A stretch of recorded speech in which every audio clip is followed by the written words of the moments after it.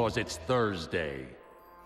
Hello Internet, and welcome back to The Vanishing Point. Remember that time I told you that we were going to talk about Two-Face? I remember it like it was maybe a month ago. Well, we're gonna do that now, and hopefully I can get it done before I have to run off and get on the bus to work. Throughout the DCAU, Harvey Dent has one of the more rich continuities. After all, how could it not be when he has all that coin? Bad joke. For the most part, if we assume that Harvey went to typical grade school up until the age of 18, we can pretty much pin down where he was throughout the majority of his life. Don't believe me? Tough. You're gonna. So as we've stated before, the new Batman Adventures has to happen sometime around 1999 due to the passing of time in Batman Adventures: The Lost Years. With that comes the tie-in comic Batman Gotham Adventures.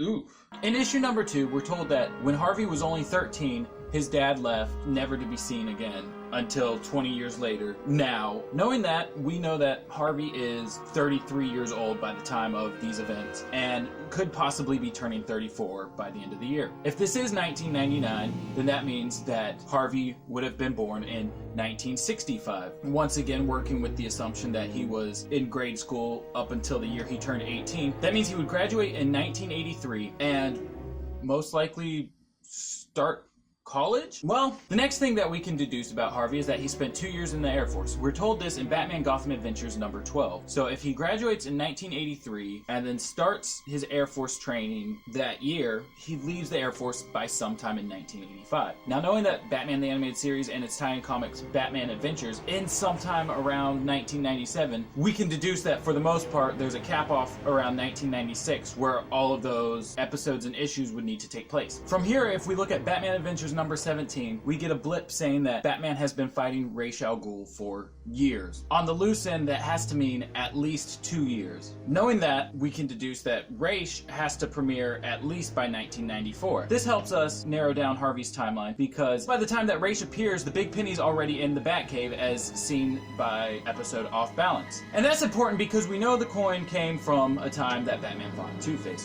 which means Two-Face has to be active by 1994 as well. In Two-Face Part 2, we're shown on a screen that it's at least November, which means the 6 months later gap that we're given from Two-Face Part 1 puts that episode into May. In that episode, we learn that Harvey is running for DA the 3rd time because this old lady has already voted for him twice before. Typically, a district attorney's term limits are 4 years, so if he's already served 2 terms, then that would mean he's already been in office 8 years. With this 1994 at the latest, that would put us in 1986, which is weird because between the 1985 Air Force date and the 1986 first election, there's no time for college at all. So we have to assume that it was probably more likely 3-year terms, which pushes us to 1988 for the first time he got elected. This checks out with the 5 years later date that we get in Pretty Poison. He was a new district attorney. 5 years later is when he started dating Pamela Isley, putting that episode in 1993, 1 year prior to when we see he's about to propose to Grace. So we now have a gap of mid-1985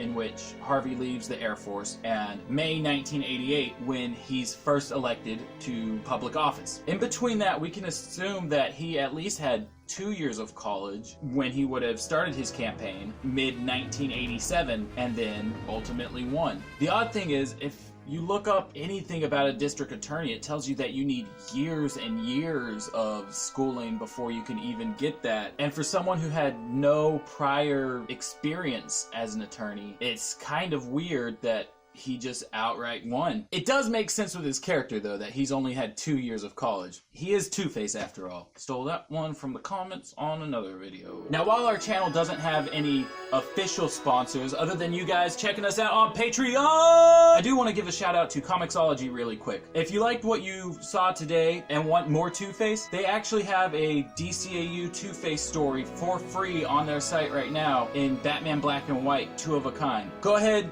check it out. Tell Comixology to sponsor us in the future. If you use Comixology, go get you a free comic. If you don't use Comixology, start and get you a free comic.